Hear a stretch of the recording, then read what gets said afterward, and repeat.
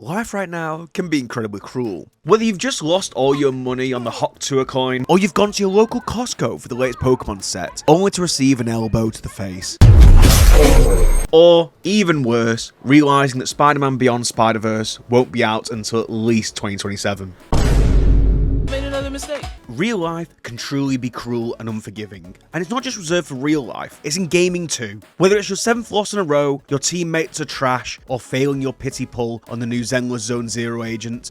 May you forgive this transgression. Gaming can be the cruelest of all pastimes. However, today I want to focus on a new game that recently came out that shockingly enough is called Cruel. Do you want to do some violent crimes?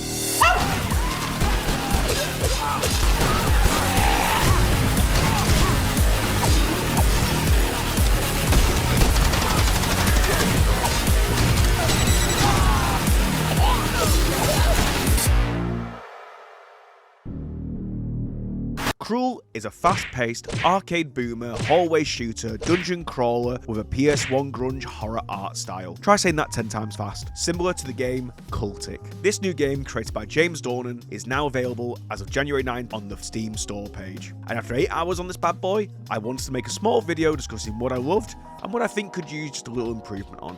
Especially because James, he's a fellow countryman.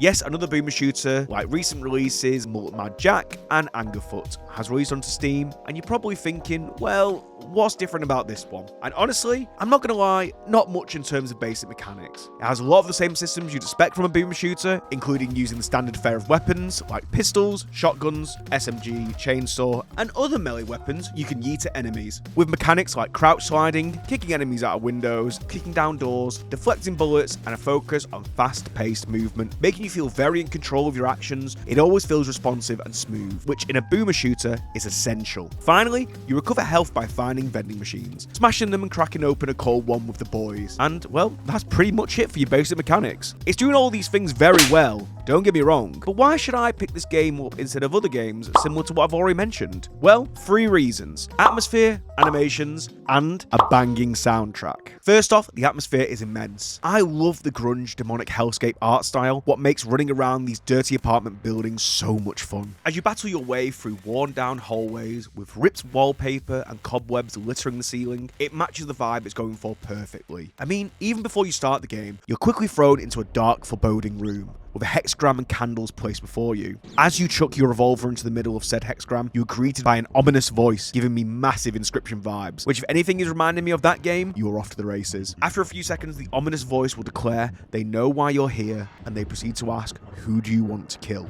Who the fuck starts a conversation like that? I just sat down. Obviously, with my millennial humour, I went for the only viable option, but having a play around afterwards, if you give the voice different names, it will respond with different lines, including stuff like, if I said I'm gonna go kill God, he'll be like, Daddy, chill. and if you say P. Diddy, the devil, or Elon Musk, the voice is like, hell yeah, let's go, baby. Experimenting with a few names, I finally decided on killing Hitler, like any good protagonist would do, and off I went into the bright light ahead. Little flares like this are absolute goldmine for world building and lore, for people to find out the actual story of the game. But the little flares don't just stop there. They are in every aspect of the sleek animations that honestly keep hitting that small part of my brain that thinks, image moved very smooth. Reloading the gun, and the little bullets in the magazines that fly up, chugging action when refilling your health, spinning your guns when you're fully reloaded, the way the heads do backflips when you get a headshot. Do you have any ibuprofen? I got a headache. And the spiraling combo in the corner that reminds me of that one scene from Willy Wonka. And they're certainly not showing any signs that they are slowing. It just all comes together in this grungy gangbang of pure brain-tingling euphoria that hits, and God, it hits just right. Especially when you hit that Zen mindset and feel like an unstoppable gunslinging god. With a wave of backflipping heads as your bullets fly up, just hits that gamer brain so good. And one thing I've not mentioned yet that makes this combat even better is the phenomenal original soundtrack, because my God, just listen to this.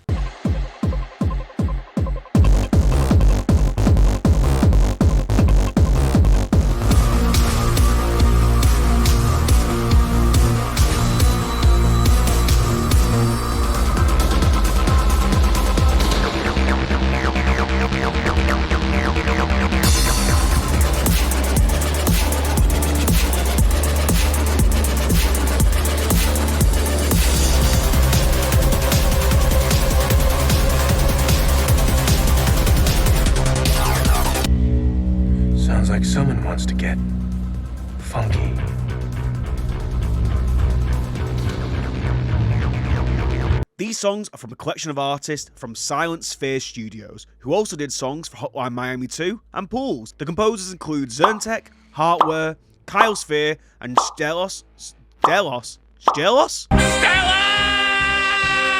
Also, if you're interested in the entire album, it's on Bandcamp or the Silent Sphere Studio website. Before every round, you'll hear these heart-pounding tunes. As cliche as it sounds, makes you feel like you're John Wick in an elevator about to fuck some shit up in some German nightclub.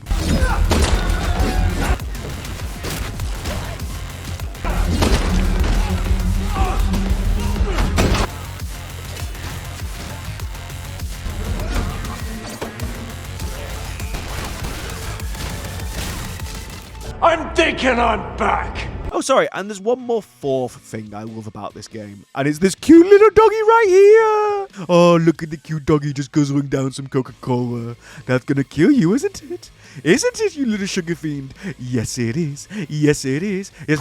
This wonderful little bundle of sugary floof will provide you with upgrades if you manage to save your health items throughout the stage. So yes, there is a constant balancing act of having enough health to make it through the stage and get enough cans out there so you can shop for new upgrades, some of which are vital for the higher floors, including faster reloads, health on headshots, being able to have extra cans, and bigger magazines, turning your double-barreled shotgun into a quadruple-barreled shotgun for maximum destruction. These upgrades can keep on improving as well, going up to a maximum level I've seen so far of level 5, which will give you a massive advantage on the harder floors. The upgrades also have a few silly and shit ones thrown in to make sure you can make your playthrough as hard and ridiculous as possible, including farting, doing extra damage when you're low health, and having to squat to regain health, which, as a gamer, how dare they make me exercise?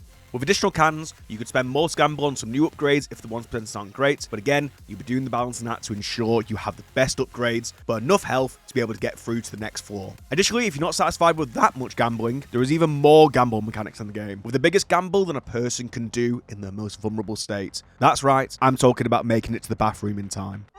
Please don't tell anyone how I live.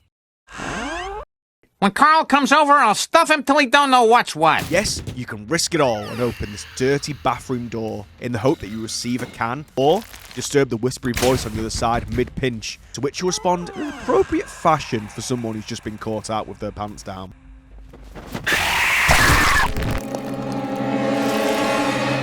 This is a brutal gamble, because if Eric catches you, the run ends there. Instant death. You could say that's pretty cruel.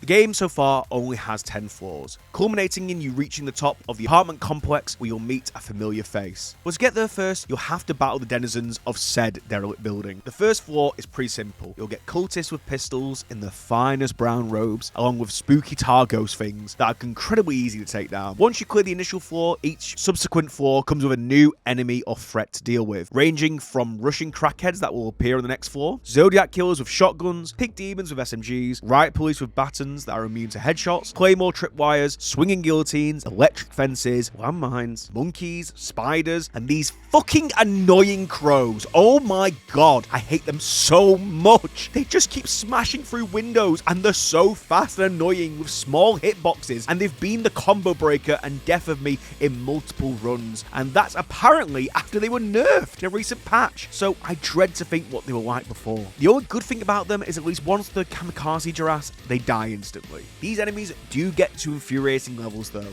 as when you finally get past the 8th floor, it introduces these little shits, the TNT goblins, which these things are broken as hell, as they will sprint full force at you and will chunk your health massively if they get within explosive range. Oh no! And even if you manage to blow them beforehand, they will still take a bit of your health if they're close enough. This wouldn't be too bad if they didn't do this bullshit maneuver, which happened more than once when I played. So pretty much, when you go near a random door that doesn't have the exit sign above it, it means it will contain an enemy. And obviously, if you've gone through 8 floors at this point, you are aware of this mechanic and know an enemy will come from this door. However, when a fucking nuke can just stroll around the corner at max speed, explode instantly, and send me into the electric fence I just managed to dodge, I can't be held responsible for what happens next.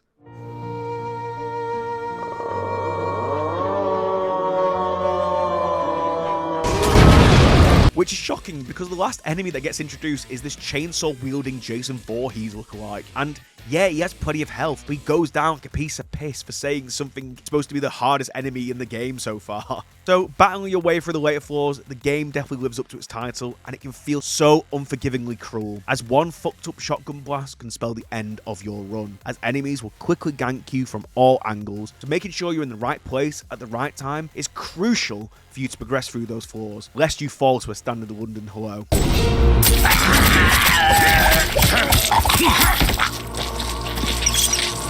Whoa! Also, I know I just said about how annoying the enemies are that kill you, but a lovely little thing that they add is, if you choose to replay instantly, you'll now see framed pictures of the enemy that killed you with the caption, Employee of the Month. This very much does add fuel to the fire and makes you want to nail this run, just so you can rub it in that little shitty goblin's face. But yeah, I actually really like this. I think more games should add this in. It's pretty cute. In addition to all of these enemies, you have to complete the floor in an allotted time because the floor is being engulfed by a fiery inferno behind you, forcing you to quickly move between the rooms, and sometimes this will result in you leaving ammo and health behind just to escape a fiery fate. It keeps the fast-paced action always at the heart of the game and does the best thing a dungeon crawler can do, which is that just one more run. And if you've played as many dungeon crawlers as I have, you know that's one of the highest praises you can give a game like this. However, as much as I love this game, it does have a couple of things that could use improving. But I imagine that will come with content over time. And before I say this, I want to say again, this was done by a one-man dev team. And the fact they made a full game by themselves is already insanely impressive. But nothing is perfect, and neither is this game. To begin with, as I mentioned, I love the art style. However, it does get a little repetitive seeing the same few walls and layouts as you battle your way to the top floors. They look amazing, and they still match the vibe, don't get me wrong, but there really is no different aesthetically from floor 1 to floor 10, which, if you're trying to progress through, doesn't give you that sense of accomplishment. Additionally, some of the enemies, as previously mentioned, like the Crow and TNT goblins, are just plain annoying and cheap, which I get adds to the game's inherent difficulty and what they're going for, but it feels unfair hard than legitimately hard, which wouldn't be too much of an issue if not for my last point, and this is regarding the game's replayability and longevity. The game is quite short. To be honest with you, it's still bang for your buck. A few extra modes and leaderboards for speedrunners and completionists would add a lot to its longevity and add a community around it. But again, I'm sure this will all be added in time with future content updates. As going through James's social media, I can tell how committed he is to this game's future. As looking at his dev videos, you can see how his initial 2022 vision for this game has been tweaked and changed over time, which is always so cool to see someone's vision get realized in real time. I mean, as recently as June 2024, there were exploding walls, hiding enemies, an arcade game, and enemies that look completely different. This shows just how much this game was refined to its best components and cuts out mechanics that didn't feel right, which I know I would struggle with. Spending months and months making assets and mechanics only for it all to be scrapped because it wasn't coming together is a testament to a creative person making the experience as engaging as possible. And for that, I can only give massive respect to James, as killing your darlings is never easy. So now we've covered most things the game has to offer, let us discuss the ending. So, spoilers for who you meet at the top of the building. I'll put time codes in to skip forward to that conclusion and final verdict, but if you want to keep it a secret, skip to this time code at the bottom, and yeah. Cool? Everyone cool? Cool. So once you've battled your way through 10 floors, cut down cultists, smashed spiders, and pulverized policemen, you emerge on the rooftop where you are greeted by the evil, conniving, demonic, terror incarnate itself. It's the dog. Yeah. The dog was evil all along, apparently. And he is the one who has made you battle through this hellish landscape to get to the top. After the dog admits this, they say they are the person you set out to kill. And you are given a choice. Be merciful and spare the doggo, or do what you set out to do and kill this little shit. Regardless of your choice, if you don't kill him outright, I'm sure the copious amounts of Coca-Cola you have fed him will give this dog diabetes anyway. So, either way, this dog's a goner. I felt conflicted about my decision, to say the least, as it was Hitler, but damn, this Hitler was a cute-ass dog. Then again, Fuck off, Hitler. I did see the trailers for this game, and I knew it wasn't just Hitler, but a demon dog that would turn into an epic boss battle. So, like any good protagonist, I composed myself and I decided to complete my task and kill Hitler. And although I didn't record it, this is my genuine reaction.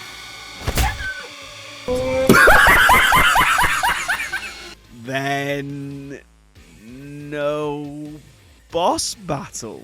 It seems that James took out the boss battle later in development, and this means that, yeah, that's how the game ends. I just kicked the dog off, and that was it. The voice from the beginning then congratulates me on completing my task, leaving me with the message that I'll sleep soundly tonight. Feeling just a little bit guiltier after that whimper, and the fact I thought this was going to turn into an evil hell dog, I decided to redo the run, and this time I named the person I wanted to kill a cute dog, so I could clear my conscience. Going through all of the floors again, I finally reached the top and met a cute dog, and this time I got to spare the poor pupper from a quick exit to the concrete below.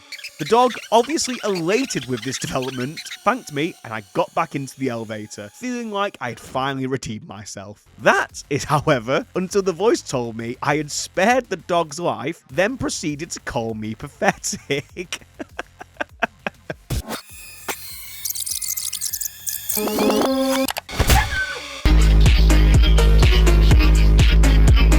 After you completed the game once, you will unlock no firearms mode, but just a disclaimer, you do actually have to kill the dog at least once. If you spare him, you will not get this new game mode. And this new game mode introduces the run again, but this time, no pistols, shotguns, or SMGs, and you can only use melee weapons. And I've still not seen a chainsaw yet, so I think that's out of the question as well. Luckily, in this mode, you can pick up the guns the enemies drop and use them to pistol whip your enemies. However, they do not do that much damage at all unless you get headshots, so most of the time you'll be eating it at them.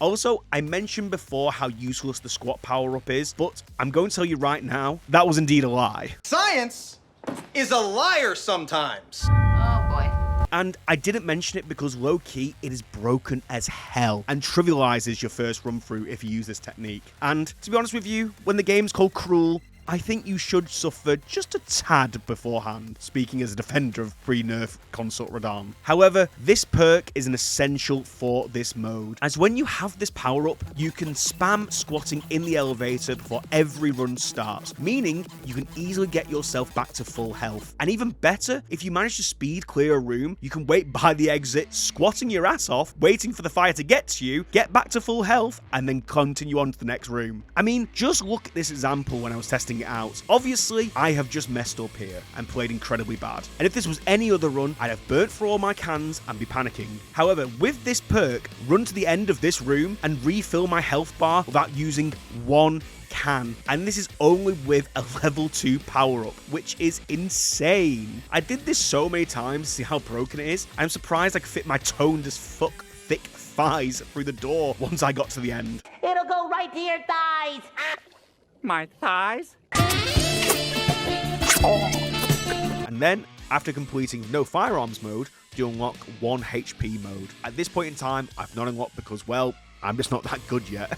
This mode means if you get hit once, you'll go right back to the start. The game's name is Cruel. I get this, I get this, I get this. But my god, that means just one crow, one stray bullet, one explosion just a little too close will destroy a run. Which means you won't just have to be good at the game, but perfect. And as amazing as I am, even I can be described as that. And with all that in mind, I don't know if I have it in me to finish such a sadistic mode, as the crow and TNT goblins in the normal run are enough to send me into an uncontrollable gamer rage. And after getting back into League recently, because of Arcane Season 2, damn you stupid sexy jinx, That's me.